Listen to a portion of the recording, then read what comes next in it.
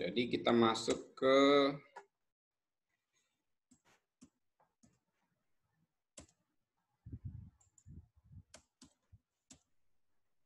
ini yang tadi saya jelaskan ya, tapi saya menjelaskannya dalam gambar saya aja.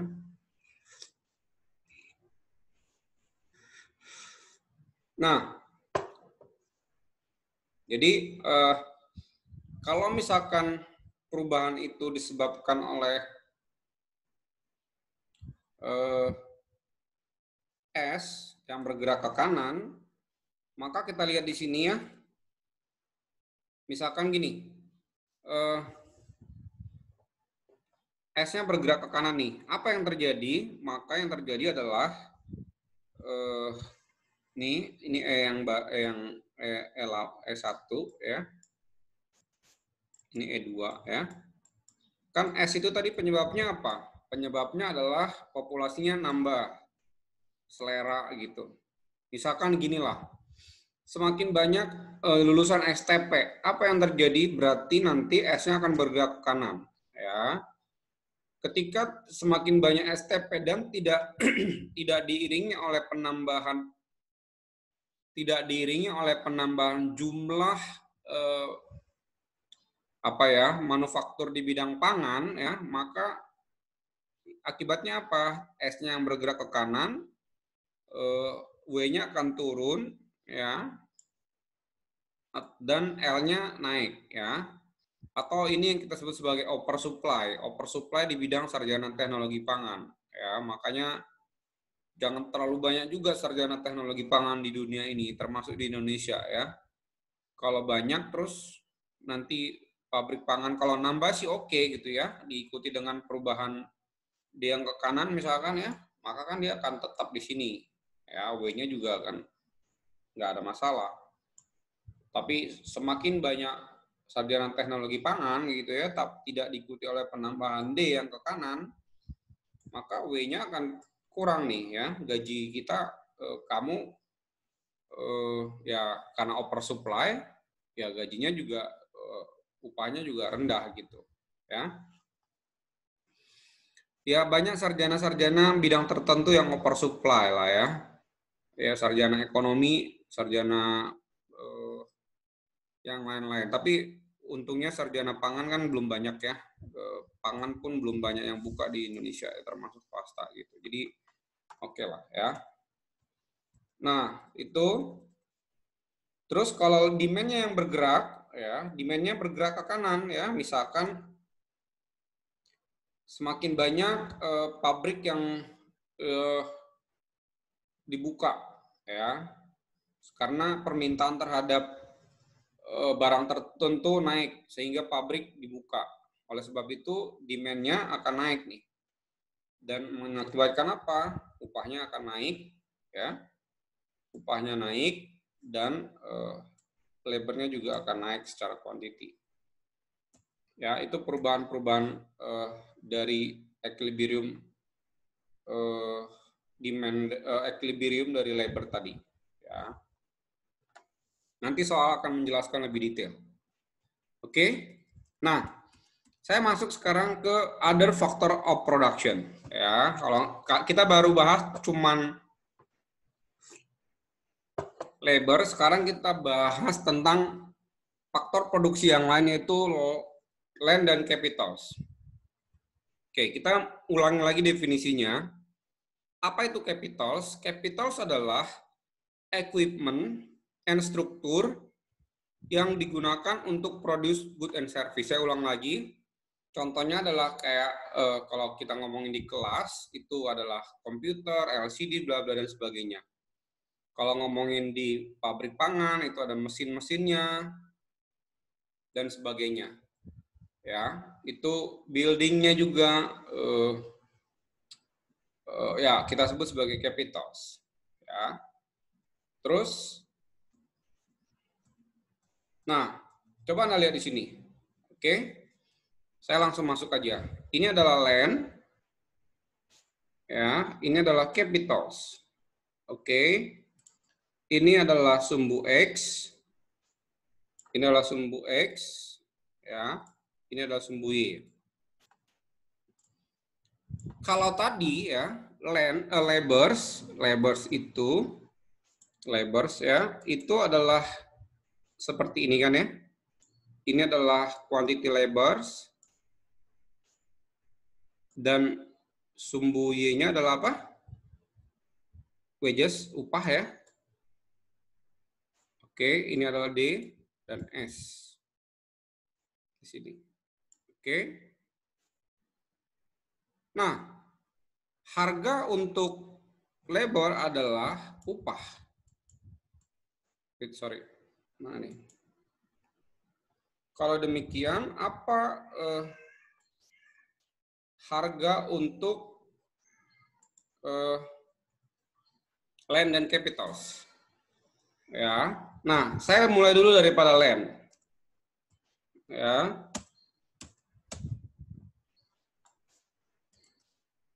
demand untuk land datang dari orang-orang yang membutuhkan tanah yang dipakai untuk menanam apel. Ya. Demand untuk land dari kebun apel adalah orang membutuhkan tanah dipakai sebagai kebun apel. Kamu lihat, sumbu Y-nya adalah harga sewanya. Ya, kalau tadi upah, ya, harga untuk land itu adalah rental price of land. Jadi berapa yang dibayarkan oleh seseorang kepada pemilik tanah sebagai sewa atas tanah tersebut. Ya, itu kita sebut sebagai rental price of land. Nah, kurva D ini ketika sewa itu harganya tinggi, maka permintaan terhadap tanah itu rendah. Semakin sewanya rendah, maka permintaan terhadap tanah yang dipakai untuk berkebun apel tersebut semakin tinggi. Itu hukum demand daripada land, daripada kebun apel. Nah, bagaimana dengan capitals? Sama seperti land, ya. Harga daripada capital adalah upah yang dibayarkan oleh orang yang ingin memproduksi apel terhadap para pemilik capitals untuk memproduksi apel. Jadi kurva D-nya itu kira-kira kalau saya buatkan seperti ini, D datang dari siapa? D datang dari saya yang ingin menyewa tools, mesin, dan lain-lain yang saya gunakan untuk berkebun apel. Ya, ketika sewanya itu tinggi, maka permintaan saya terhadap capital tersebut rendah. Semakin ini rendah, maka permintaan saya semakin tinggi. Oke, itu untuk capitals. Ya, ini untuk land. Anda perhatikan baik-baik. S datang dari siapa nih untuk land? Tentunya dari orang yang mempunyai tanah dan atau hendak disewakan untuk memproduksi apel.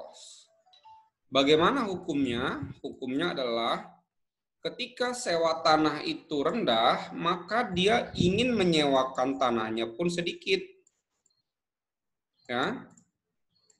Nah, semakin dia itu sewanya tinggi, maka jumlah yang ingin disewakan malah makin tinggi. Ya, sama seperti itu juga berlaku untuk capital supply, ya. Itu persis sama berlaku untuk capital supply. Jadi D itu seperti ini. Nah, oke. Nah, ketemulah yang disebut dengan titik equilibrium, sama seperti lebar tadi di sini. Ya, jadi sepakatlah mereka, oke. Kita sepakat harga sewa landnya berapa nih? Oke, harga sewa capitalnya berapa nih? Nah, oke, kira-kira situ. Nah, perhitungan-perhitungan yang ada di land dan capital itu akan sama dengan perhitungan-perhitungan yang ada di labors yang ada di tabel tadi. Ya, yang ada di tabel ini. Ya, yang ada di sini nih, ya. Jadi kita cuman mengganti bahwa kalau ini kita bicaranya adalah labors, ya.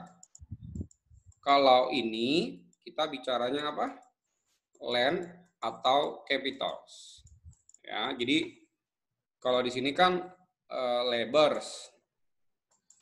Nih, kalau kita ngomonginnya adalah land, maka kita ya udah ngomongnya di sini adalah land. Ya. Satuannya tentunya bukan orang, ya, jumlah orang. Mungkin ini adalah hektar atau apalah ya, meter persegi dan sebagainya. Kalau capital misalkan, ya, mungkin satuannya bukan, ya, satuannya bisa satu mesin, dua mesin dan sebagainya. Prinsip-prinsipnya sama. Maksud saya gini,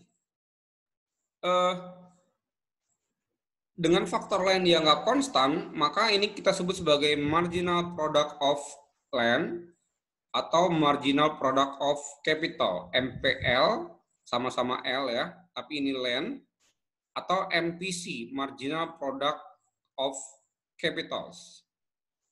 Oke, nah untuk ini sama juga value of marginal product of land atau value of the marginal product of capitals. Oke, akan sama saja dan prinsipnya akan sama. Prinsipnya sama, maksudnya gimana? Maximizing profit, ya. Si yang empunya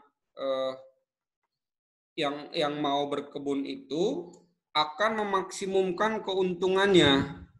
Dia akan bilang, oke, gue sewa sekian banyak tanah dan akan aku tambahin jumlah tanah yang saya sewa sepanjang itu menambah keuntungan saya. Atau saya akan tambahin jumlah tools, mesin, dan sebagainya sepanjang itu masih menambah keuntungan saya. Ketika penambahan land maupun capital itu mengurangi keuntungan saya, maka akan saya bilang stop sampai di situ. Ya, saya akan bilang stop sampai 5 mesin. Stop sampai 500 meter persegi misalkan. Ya, jadi prinsip-prinsipnya adalah sama seperti labor tadi. Maximizing profit, ya, maximizing profit, dan perhitungannya akan sama. Yang berbeda adalah kalau di sini marginal product of labors, marginal product of land, marginal product of capitals, ya, dan seterusnya. Di sini kan wages-nya ini adalah upah per orang. Kalau yang tadi rental price dari satu mesin misalkan, atau rental price dari 1 hektar misalkan ya. Jadi angka-angka ini akan sama saja di sini wages. Kalau dia adalah land maka dia adalah rental price. Kalau dia mesin maka rental price. Marginal profit juga perhitungannya sama. Jadi itu prinsipnya akan sama seperti labors, capital dan land pun akan sama perhitungannya kalau nanti Anda menemukan di soal-soal. Yang jelas intinya atau prinsipnya adalah maximizing profit. Kamu akan menambah labors atau land atau capital sepanjang penambahan itu akan memberikan penambahan keuntungan kepada perusahaan. Itu yang saya maksud. Ya. Oke, ada pertanyaan sampai di sini? Jadi nanti kalau kamu lihat contoh-contoh yang lebar sama capitals, itu akan mirip-mirip dengan contoh-contoh yang lebar. Cuman dia adalah berbeda aja. Tapi masih tetap ngomongannya adalah input, ya, di input. Karena dia masih di hulu tuh. Ya. Nah, faktor-faktor yang mempengaruhi pergerakan D maupun S dari kok jadi sini larinya ya. Nah, faktor-faktor yang mempengaruhi perubahan D maupun S dari len maupun capital itu sama persis dengan faktor-faktor yang mempengaruhi perubahan D maupun S dari labors. Ya, kalau kamu balik lagi ke tadi, apa sih yang mengakibatkan labor itu bisa naik permintaannya? Karena adanya perubahan harga outputnya. Kalau supply-nya, apa penyebabnya? Adanya populasi ya, atau orang makin banyak yang punya tanah maupun capitals, atau selera orang untuk memiliki tanah, atau selera orang untuk memiliki capitals. Kira-kira seperti itu. Jadi penyebab pergerakan dari D dan S dari capital dan land itu sama persis dengan penyebab pergerakan D dan S dari labors. Gitu ya, sama persis. Oke. Itu yang saya mau jelaskan soal market for lands and capitals. Nah, pertanyaannya adalah apakah equilibrium dari market land and capital ini bisa berubah? Pasti. Ini akan bergeser. Ini juga bisa bergeser. Kalau terjadi perubahan kondisi pasar yang mengakibatkan ini bergeser ke kanan ke kiri, atau ini bergeser ke kanan ke kiri sehingga E-nya pun bisa bergeser. Sama juga dengan ini. Ya. Jadi posisi ini maupun ini tidak akan tetap selamanya di sini. Kalau kondisi pasar berubah, maka E ini pun bisa bergeser. Tinggal masalahnya apa nih? Kondisi pasar apa yang berubah? Kira-kira seperti itu. Oke teman-teman, ada pertanyaan sebelum saya kasih tahu apa yang harus kalian kerjakan PR-nya? Jelas penjelasan saya? Saya akan lanjut nanya satu-satu nih sambil saya absen ya. Saya mulai dari belakang. Coba nyalain semua kameranya. Oke, Marvela Christina, kamu belum nyalain videomu. Ada yang kamu mau tanya, Marvela? Nggak ada, Pak. Jelas ya? Jelas, Pak. Cindy? Jelas, Nggak ada, Cindy? Pak. Jelas. Jason? Nggak ada, Pak. Shirley Laurencia? Nggak ada, Pak. Oke, Caroline? Caroline Raharjo? Jelas? Nggak ada, Pak. Jelas ya? Oke. Andrea Gebi? Nggak ada, Pak. Jelas. Shirley, oke. Siapa lagi nih? Angel Atalia? Jelas, Pak. Oke.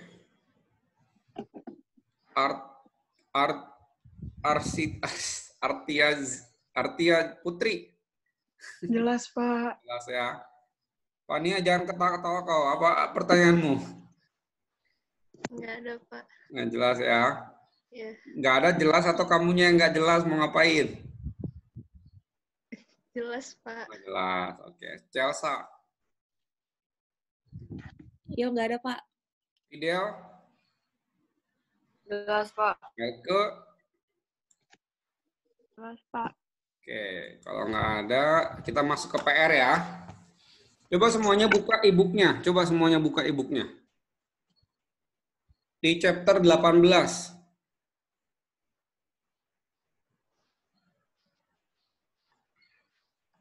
Chapter 18. Buka e-booknya semua.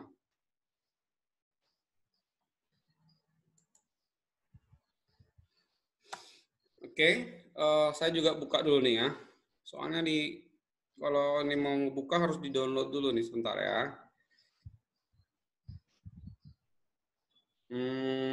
Ntar. Buku. Udah kalian lihat chapter 18?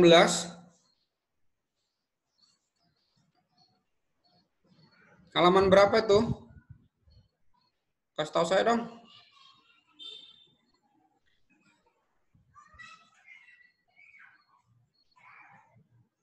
Hah?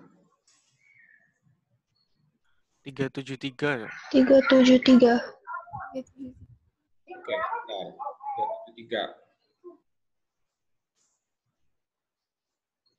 373. Oke, berarti PR kita halaman problem dan aplikasinya.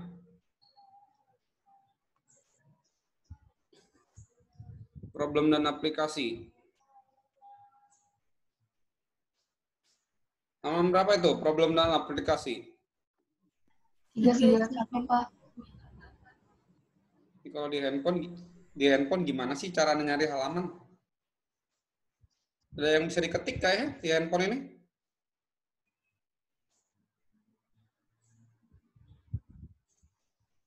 Kalau di buku kan langsung tuh.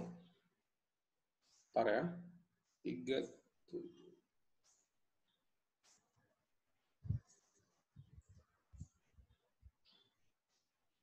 Halaman. Gimana cara lihat halaman?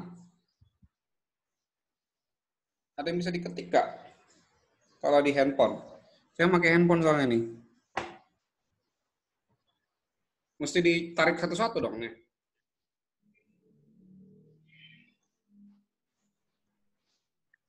Di scroll aja, Pak. Iya, scrollnya lama. Bentar. Halaman berapa? Sorry. 391, Pak. 391. Oke, 391. Oke, udah deket nih.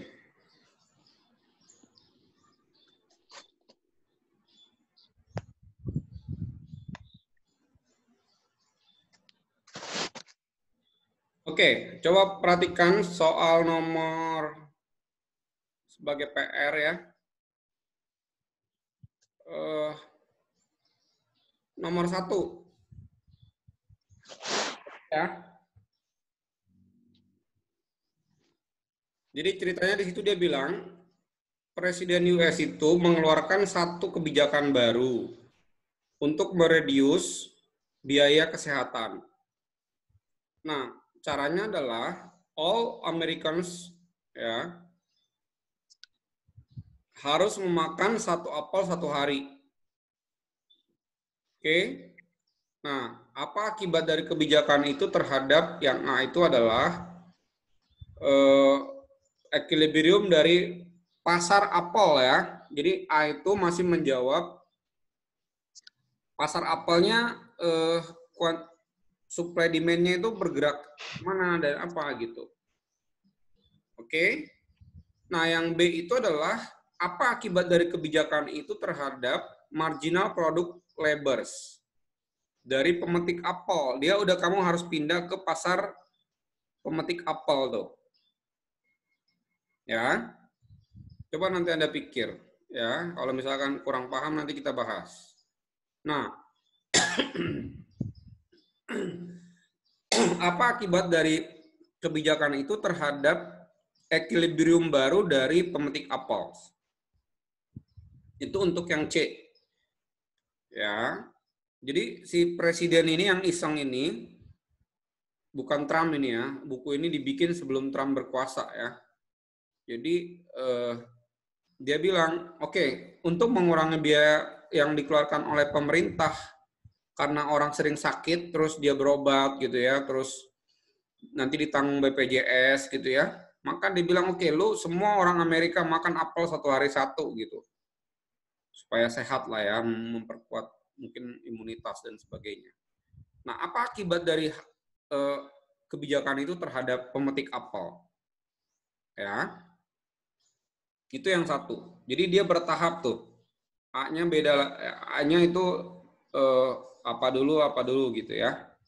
Terus PR yang berikut adalah nomor 2. Ya.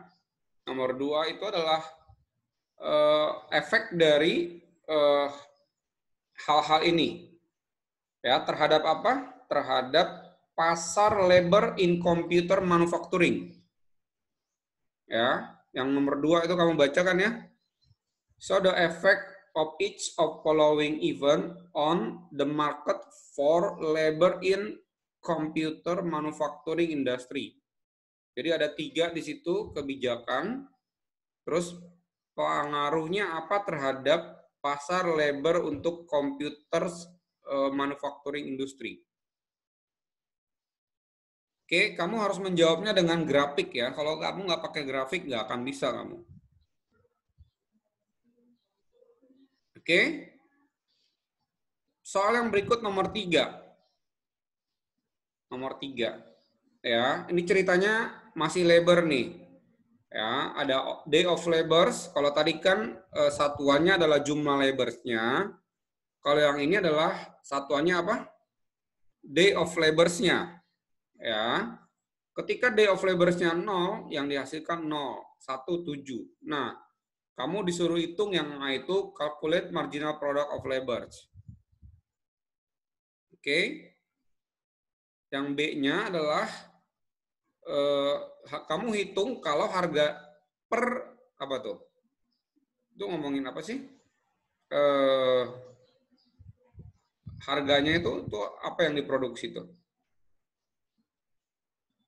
Ya, pokoknya harganya 10 apa? $10 per unit. Ya. Kamu hitung PMPL-nya berapa? Yang B ya. Kita ngomongin B nih. Oke. Yang C-nya, nah ini nih yang kamu harus nih ya, saya share lagi PPT ya. Jangan PPT lah, whiteboard lah ya. Whiteboard saya share. Nah, jadi gini, apa itu? Jadi kan dia bilang gini, yang C ya, compute the demand schedule of showing number of workers hires all wages from 0. Jadi ceritanya kita meng-hire karyawan. Dia bilang lu hitung kalau karyawan itu upahnya dari 0 sampai $100. Artinya sebenarnya kamu harus hitung ketika dia upahnya 0 ya, ininya berapa gitu. Tapi saya nggak mau nih terlalu banyak ya. Jadi saya ambil angka yang ekstrim aja. Kamu catat ya, kita ambil 3 angka aja. Yaitu ketika upahnya itu adalah $20. Catat ya. 20, 50 dan berapa? Dia kan bilang 0 sampai 100 ya. 100. Jadi kamu akan bilang gini nanti. Di sini ya, saya stop dulu ininya.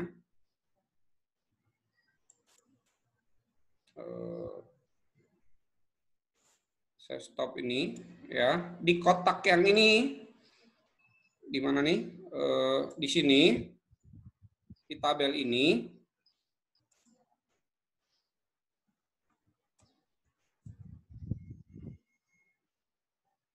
di sini nanti ya. Jadi kamu bikin W1, W2 dan W3. Mana sih? Nih. Jadi kita punya W-nya itu ada 3. Ya, W1, W2, W3. Nih, sorry. Jadi kamu bikin kayak tabel baru ya. Tabel baru di sini. Di sini ya. Tabel baru ketika W-nya itu adalah W1, W2, W3. W1 tadi berapa? 20. W2 berapa tadi? 50. W3-nya 100. berarti juga kamu bikin MP-nya MP1, MP2, MP3. Jadi artinya apa nih? Kamu hitung, kalau upahnya 20, berapa maksimum tenaga kerja yang dia butuhkan? Kalau upahnya 50, berapa tenaga kerja maksimumnya? Kalau upahnya 100, berapa maksimum yang kita hire? Itu maksudnya. Jadi kamu bikin W1, W2, dan W3, maka kamu punya MP1, MP2, dan MP3. Oke, ada pertanyaan yang soal yang nomor 3C ini?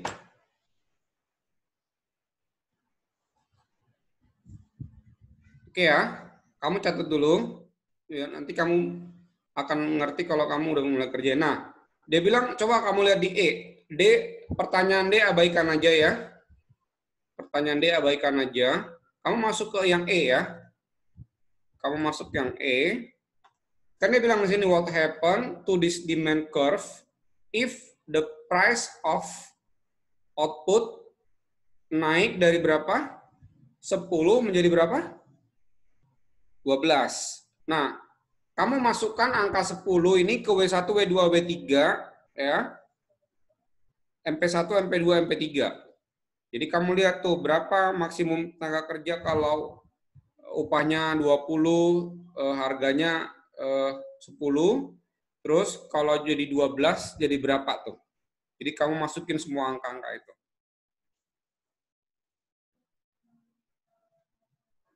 Oke ya, catat dulu ya, nanti kamu akan ngerti kalau kamu udah kerjain. Kemudian soal nomor 4. Ya.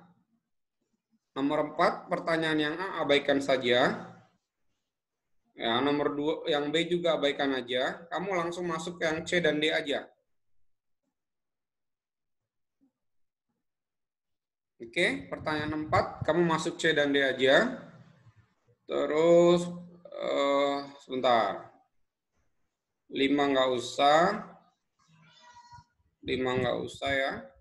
6,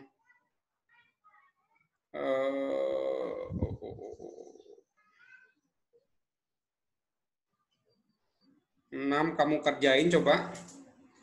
Ya, sebagai latihan, nomor 6 kamu kerjain. 7 nggak usah. Nah, 8 nih. 8 kamu kerjain. Oke, 8 dan 9. 8 dan 9. Saya mau nanya sama kalian nih ya. PR-PR yang selama ini kalian kerjakan, apa yang kalian lakukan? Kerja kelompok, sendiri atau gimana? Supaya saya tahu nih, kalian ngerjainnya gimana.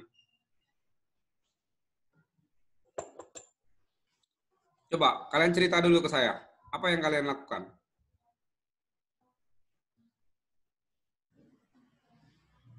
Ada yang kerja kelompok nggak walaupun online? Kok senyum-senyum aja kalian? Jawab aja, saya kan nggak akan mengurangi nilai kalian. Saya pengen tahu aja kalian ngerjainnya gimana gitu. Kalau di kampus jelas nih kalian bisa ketemu, kalian diskusi gitu. Selama ini kalau PR-PR yang saya kasih, kalian diskusinya gimana gitu loh. Coba dijawab. Ada yang bareng-bareng, Pak. Hah? Bareng-bareng, Pak. Gimana caranya? Pakai Zoom, Pak. Pakai Zoom. Kalian bikin Zoom sendiri? Iya. Nah, tapi gini ya, saya tahu di antara Anda nih, ada yang hanya mencatat itu PR dan dikirim ke saya. Dan saya tutup mata untuk hal itu. Oke? Yang jadi masalah adalah, kamu harus ngerti apa yang kamu catat. Karena nanti kalau ujian, kamu nggak mungkin diskusi sama temenmu. Ya, kamu akan sendiri tuh. Dan nilai ujian itu, UTS dan UAS itu 60%. Jadi kalau kamu hanya mengandalkan nilai dari yang PR, kamu udah pasti nggak lulus tuh. Ya, saya nggak masalah kamu mau kerja kelompok, terus kamu kerjain, terus di-share jawabannya, kamu catat gitu ya, silakan aja. Saya nggak akan bisa melacak mana yang kamu kerjain sendiri, mana yang kamu nggak ngerti, mana yang kamu ngerti. Tapi yang jelas pas ujian ketahuan semuanya, kamu bisa ngerjain atau enggak. Gitu. Dan saya udah tutup mata aja pas ujian nih. Waduh, terserah kalian mau ngapain. Yang penting saya plototin tuh Zoom kalian, nyontek langsung 0 gitu ya, nggak lulus. Ya kan? Gitu aja gitu ya. Terserah kalian mau gimana caranya. Yang penting pahami PR-nya. Jangan sampai nanti walaupun kerja bareng-bareng, kalian hanya mencatat gitu dan berharap, wah Pak Rudi ini terima PR saya. Oke, saya terima. Itu hanya 25%. Ya. Tapi 60% yang lain adalah UTS dan UAS. Gitu. Ya, kalau kalian nggak kerjain bisa, nggak bisa, pas UTS, UAS nggak bisa, selesai kalian gitu. Ya, itu pesan dari saya sih, nggak apa-apa. Makanya saya tanya gimana cara kalian ngerjain tugas-tugasnya gitu ya. Lebih baik sih sebenarnya kalian diskusi gitu. Diskusi mungkin ada yang nggak ngerti, silakan bertanya ya. Kadang juga ada yang WhatsApp ke saya bisa balas, saya balas. Tapi kalau pertanyaannya juga tidak perlu ditanyain ya, saya balas apa adanya gitu ya. Kira-kira seperti itu. Nah, nanti kita akan ada review untuk soal-soal ini ya. Besok termasuk adalah review untuk beberapa ini ya. Saya belum tahu nih kita kapan ujiannya ya, tapi yang jelas kita besok antara masuk bahan baru atau kita mau review, nanti saya coba lihat lagi schedule time kita. Ya. Oke, ada pertanyaan teman-teman?